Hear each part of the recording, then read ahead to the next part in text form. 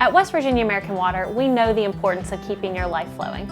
That's why we want to share some tips and tricks on how you can protect your pipes this winter season. Protecting your pipes from cold weather temperatures should begin before cold weather sets in. We recommend taking precautions now to ensure your life and your water flows smoothly through the cold weather season.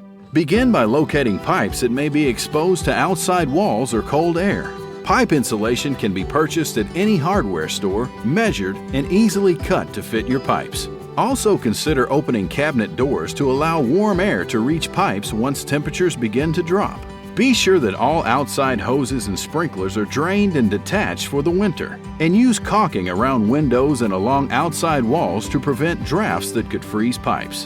When temperatures begin to plummet, run a small trickle of water from faucets to keep water flowing. If your pipes do freeze, locate your main shutoff valve and close it before thawing pipes. Slowly thaw your pipes using a hairdryer, and once unthawed, slowly reopen the shutoff valve. It's important to keep safety first as you unthaw your pipes this winter season.